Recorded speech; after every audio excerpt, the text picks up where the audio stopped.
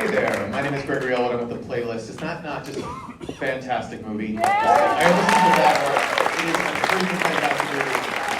It is my honor tonight to moderate a Q&A with the behind-the-scenes creative people who made this film come to life. And there are a bunch of them, so I'm just going to get going right away. Please first welcome re-recording mixer David Gianmarco. Casting director Rana Kress, costume designer Daniel Orlandi, composer Buck Sanders, production designer Francois Agui, editor Andrew Buckland, and also editor Michael McCusker. And please welcome the director and producer of Ford v Ferrari, James Mangold.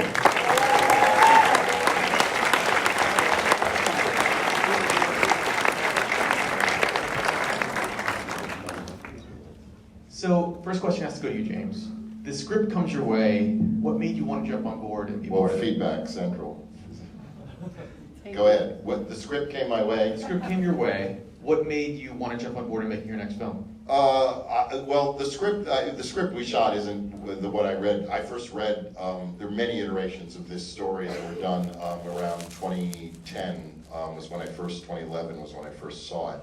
And what I loved was the character story. I'm not a big motorsports guy. I'm not a big car guy. I mean, I love driving and I love beautiful cars, but my attraction to it was just, I didn't know this story. And I thought it was really original and surprising. You know, I felt like there was a lot I was learning about motorsports, but also just life, watching these characters interact.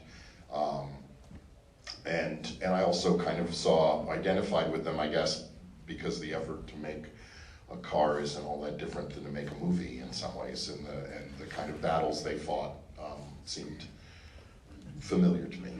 And you worked with Christian before, but you hadn't worked with Matt. How did they sort of get involved, and what about them made you think that they were the perfect people to play Carol and Ken? Well,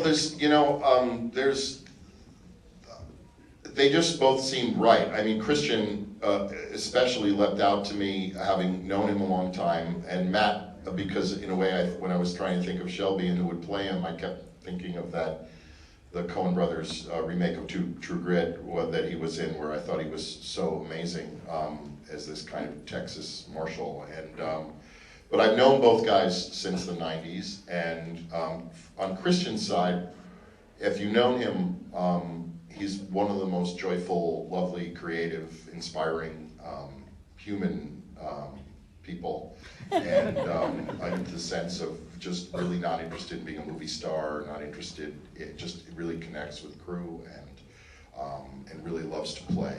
And so many of his performances, brilliant as they are, reflect a very different person, a kind of darker soul, and when I read this, I felt like it was kind of really like him and Ken Miles, and I couldn't wait for him to read it when we got a good draft, and he responded immediately. And in Matt's case as well, we went to both of them at the same time, because it seems like making ensemble movies, it's very much about getting what people call chemistry, but I also think sometimes I can't know there's going to be chemistry. They've never made a movie before.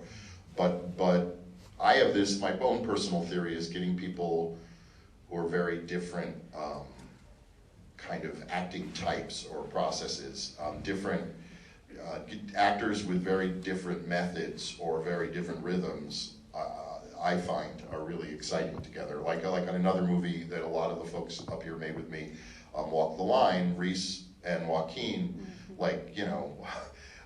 Reese is not that unlike a lot of the characters she plays. And this is the way it's going to be. I'm going to land here. She never misses a mark. She never drops the line. She's like pro in every way and super talented, but like lands the plane every time, in the center of the runway.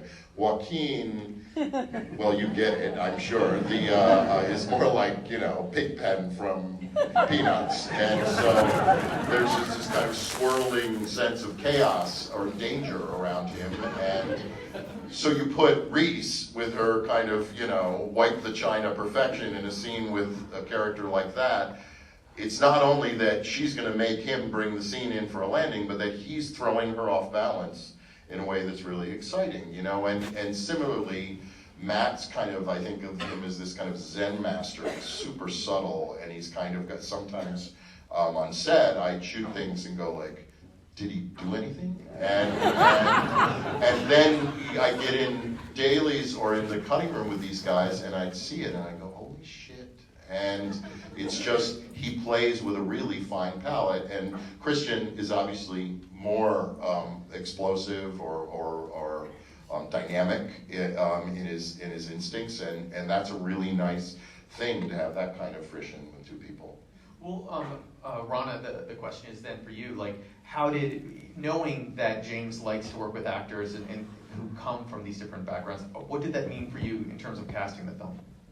Well, everybody wants to work with Jim, so it makes the job, I have to say, really easy in that regard. And every single person auditioned for us. We just would have long conversations about what Jim was looking for, and then focus in on someone. Bernthal came to read, Josh Lucas read, Ray McKinnon, Noah, Katrina, everyone participated in the process, and I think they want to work with a director who's such a good actor's director, so it makes my job easy. Well, I know that Tracy Letts, he's a Tony Award winner. He has such great resume that, and the work he's done in the past, but I would not have thought that this would be a role that he wouldn't have been necessarily on my list. How did he get on your list to play this? Because he's absolutely fantastic. Thank you. We had lots of conversations about what Henry Ford was going to be, and ultimately I think what works so well is his anonymity in a way, where we weren't just putting a movie star in that part, we were putting an amazing actor, and he's fantastic in the film. Another amazing part of the film that I continue to find out new things about that sort of blow my mind is the production design. And Francois, I have to ask you, can you just talk about how much you had to recreate for the final race, the 1966 Le Mans race? Because I don't think the audience has a clue what you guys had to do. It is, because the big thing is it doesn't exist as it did then. No, and I didn't know how much I'd have to build. I'd have to rebuild until we were a couple weeks in, a couple months in even, because in the end of the film, every turn, every chicane has got a name that's quite famous in the lore of this race. So the Dunlop Bridge and the Mulsanne Corner, the Mulsanne Strait, and Indianapolis, they've all got names, and they're very famous for very specific reasons. And so we had to cast those locations very, very specifically so that they would be recognizable in the movie, and they would all cut together. And there were 4 different locations across 2 states. They were like 6 miles of set, basically. We were going by at about 150 feet per second when you're traveling 100 miles an hour. And a lot of that is in camera, so tons and tons of banners, tons of signage. The main set was at a shutdown airport. An airport was shut down for 4 months in outside LA, Agua Dulce. And then we were in Atlanta, at Road Atlanta, and in Savannah at the Grand Prize Raceway, and then just outside of Savannah, about 45 minutes outside of town. So it was a lot. Okay, so just Can I chime in one thing? Yeah, please. One thing that relates to this thing Francois is talking about that I think relates to the editing team and the sound teams is that, Francois described, you have like 4 locations in Georgia and then 1 here in Agua Dulce, which is the grandstand. So every time you see a car make 1 lap, it's traveled essentially 4,000 miles in the sense that it's on both sides of the country. But you have to remember that it's from the editing team to the sound team to the on-set continuity and dressers and painters, and you're talking about a single lap with cars in a certain position, with light in a certain position, either rain, either a wet down or full rain, low sun, high sun, dawn, what is the position of the cars. We had 5 different dirt levels for the cars, if I remember right, and when it rains, then dirt level 5 goes down to dirt level 2. All of that has to be figured out to make one continuous lap that's made up of 5 or 6 different locations that then seamlessly gets cut into something that feels like one trip around a loop. Is for all of us, I think, was still kind of the magic of movies, in that we kind of had no idea it would actually work. We just worked our butts off, and the editing crew, these editors deserve incredible. That was my question for you, Michael Andrew, is how daunting was it to sort of put that all together? How long did it take you as compared to editing sort of the rest of the film? Long time. Actually, it was we had done a huge amount of previs before we went out. Spent a lot of time actually working out the sequence before it was even shot. So I kind of cut it twice, it was the only way that we were actually going to be able to pull it off and do what Francois and Jim talked about, which is to shoot in 5 different locations, is to have a good idea, have a game plan. So I was on the movie, almost 3 months before we started shooting, and cut that all together and work that out. And then when the footage came in, it was really, you deal with the intention, and then you get what you get, and we got most of what was intended, but then you have to do some invention. So it was, it was filling and patching stuff in, and making it seamless. That was the daunting part of it. Well, and speed, like really making sure that the speed, sold the speed and the danger is really, really important. I guess that's a sort of overall question is, how fast are the cars actually going? Is it sort of in camera? Are they going as fast as general race cars would be going, or? Sometimes it's impossible to do what we were doing at the speed. Sometimes it's also weird that stuff in one shot looks fast when you're going one speed and then looks radically slower in another angle. So it's really, in the end, you're kind of gauging speed by eye, because it's a film, as we all know here, is a very plastic art, and it's how it feels more than the number. But we had cars going very, very fast in the movie, and we had sometimes cars not going fast enough, or sometimes intentionally there was no safe way to do something we were doing at that speed, so we'd accelerate, and post something that we just couldn't possibly do safely at the speed we're doing. Daniel, I wanted to ask you, in terms of the costumes, what did you and Jim talk about in terms of the look? You're not only recreating just general looks from the 1960s, but you're recreating all these uniforms that the drivers wear. What was the most important thing in terms of starting that process? Well, everything is important to Jim and to us. Recreating all of the team jackets and the racing uniforms. We found an original racing uniform that we copied, because we had to make them for the real racers that were racing, so they had to be fireproof, but the ones that they wore were not. So we have those, and then one of the pit crew, Charlie Agapoo, had an original shirt, which he let us measure, and we recreated that. But then it's working with the actors, Matt, to make him feel like Carroll Shelby. So we worked sort of organically and tried different things on and showed it to Jim. What do you think? Should we go a little further? It was a big thing about how we didn't want, none of them are doing impersonations. They're sort of inhabiting the character and what makes them feel like the character. Even just Christian's little things.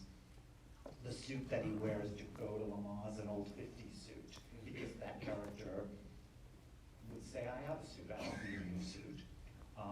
So that's to make them feel like the character, and that's, our joy.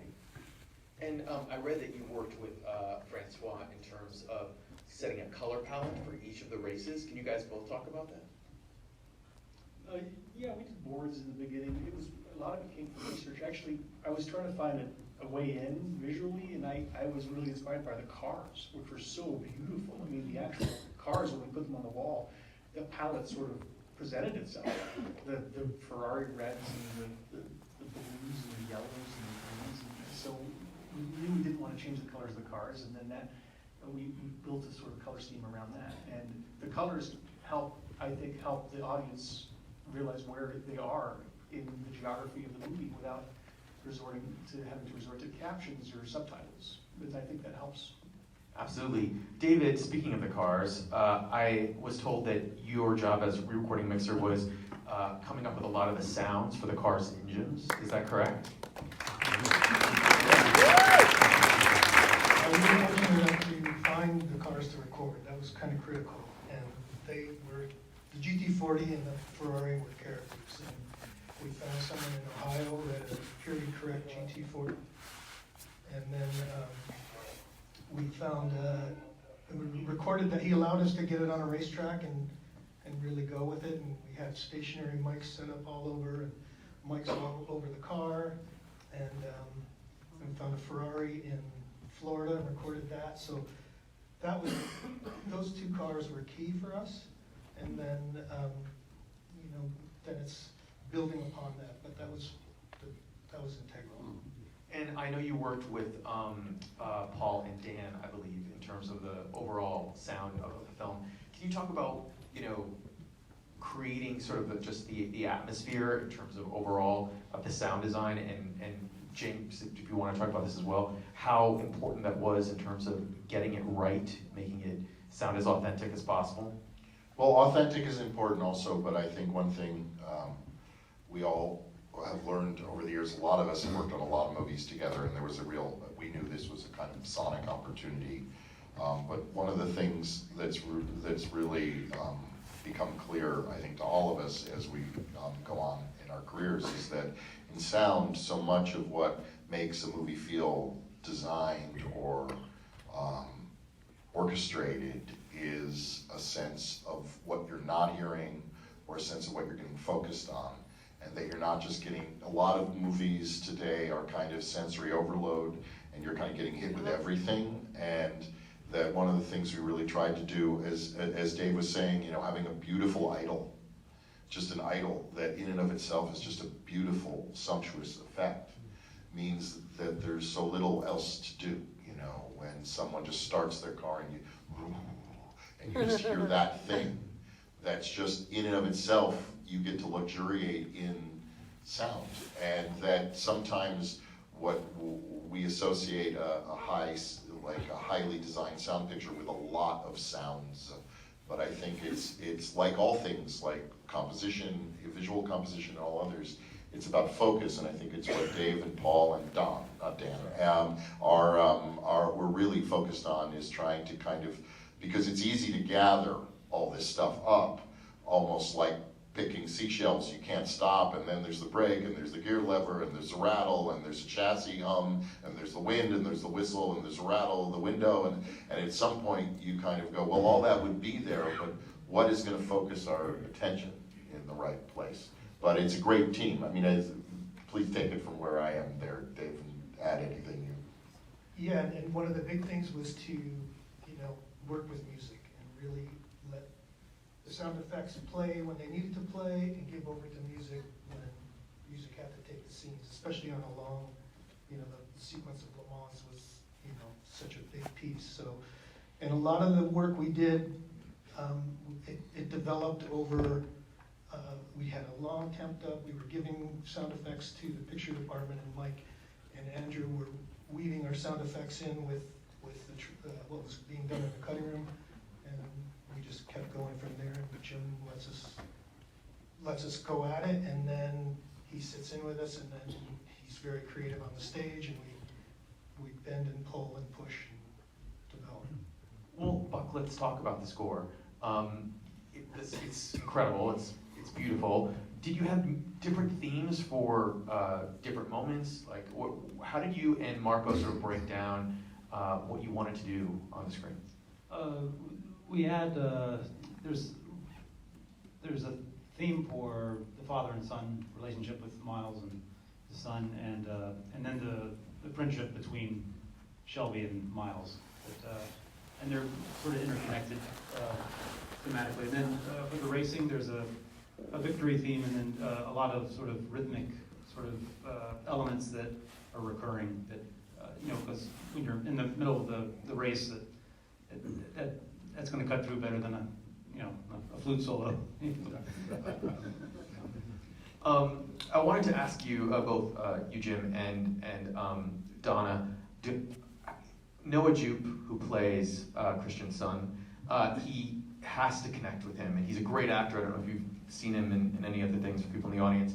He was in Wonder, and he was in A Quiet Place. How did you know? Was it through auditions? Was it just meeting him in person that he was going to be able to click and sort of bring that emotion to those scenes with Christian? Well, Ronna, you were the one who kind of brought him to me, so you should talk about that. Yeah, I mean, we knew that we were going to look for a boy who had to be British, and he was doing such good work at the time.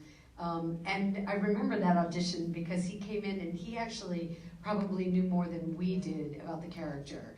And he was very comfortable in telling Jim lots of stories about Peter. And he's so organic and natural in his performance. Then we found out at one point that we didn't think that Peter actually needed to have a British accent. Remember that? And we said, oh, it didn't matter because he was such a perfect piece of casting, we just decided to go with him. Yeah, I always felt, I don't know, I think that was the studio wondering if we needed a British accent. But I thought it should be, because if both parents were going to be Brits, I didn't think it would be good to have a kid sound like he was from the Valley. But I did. I mean, he was amazing in the reading, and I really believe, one of the things I believe that we lose when actors don't read is actually really what is for me a really unique stepping stone, not only in the decision process of finding the right person for a role, but also I do it as much as I can, almost always. I read opposite the actor, and I learn so much. The reason I do that is I try to make it clear to the actor that I'm making a fool of myself too, as it were. I mean, that I'm kind of here with you.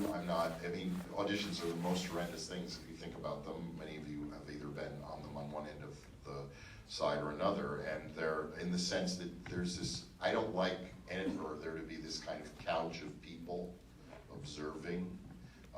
Nothing's worse than in commercials where it's really horrendous and they're all on laptops and not even looking up. But that's a whole other thing. But the idea that someone comes in and that, to me, I make every audition for at least 40 minutes, and so I try and reduce the number of people I read, and I try and spend a certain amount of time getting to know the person, and then I usually have Ronna tell the agent, please don't have them off book. Don't give them any, nothing screws up actors in my mind more than the clues their agents give them about what we're looking for. So if someone comes in dressed like a flight attendant, you're like, what the fuck?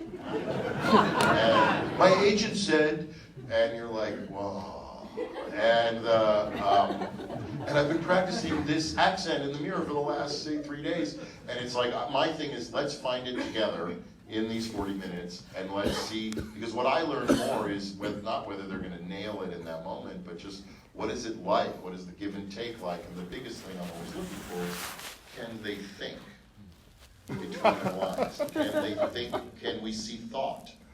I don't mean it in the pejorative way, I mean, can they act thought, or are they just here to do the lines? And that, and that's almost exclusively what I'm looking for when I sit down with people is the moments between. And Noah, especially with children, Noah or Daphne Keane in my last film, in Logan, or it's always just looking, can they own the scene in the times when their jaw isn't moving? Can they live in the scene?